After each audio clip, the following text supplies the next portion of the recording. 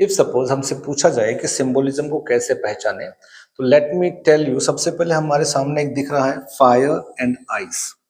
जब हम इसे पढ़ते हैं ये किसी पोयम का टॉपिक है, और यहाँ पर इस फायर का जो मीनिंग है वो हम बोल सकते हैं या तो पैशन है या फिर डिजायर है, जबकि उसने लिखा फायर। ठीक है। आइस को जब हम देखते हैं तो ये संबोधित किसे कर रहा है, किसे सिंबलाइज कर रहा है?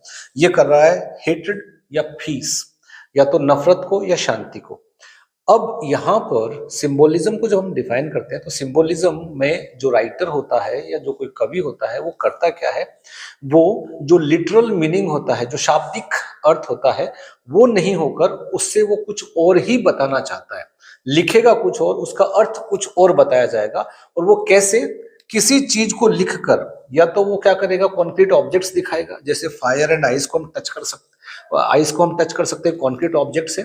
इनको टच करके हम फील कर सकते हैं, लेखक हमें ये बताना चाहता है कि ये बर्फ की बात नहीं हो रही है, ये आग की बात नहीं हो रही है, ये बात हो रही है जोश की, शांति की, या फिर घृणा की, या घनिष्ठ इच्छाओं की, उनकी बातें। तो कवि क्या कर रहा है?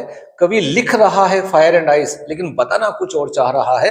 उसे सिंबोलिज्म कहते हैं लिटरेरी टर्म्स के अंदर, लिटरेरी डिवाइस के अंदर। इसको डिफाइन कैसे किया गया? It is a literary device where writers use concrete objects. जहां पर राइटर्स क्या करते हैं, कॉन्क्रीट ऑब्जेक्ट्स का इस्तेमाल करते हैं, जैसे इसका किया है, ठीक है, कैरेक्टर्स का इस्तेमाल करते हैं वगैरह वगैरह का, ताकि वो बता सके, रिप्रेजेंट कर सके आइडियाज को। उनके थीम्स क्या हैं, आइडियाज क्या हैं, इमोशंस क्या हैं, बियॉन्ड द लिटरल मीनिंग, यानी कि जो शाब्दिक अर्थ है, उस शब्द का जो अर्थ है उससे बियॉन्ड जाकर, उसे आगे जाकर बता सके, उसे सिंबोलिज्म कहा जाता है।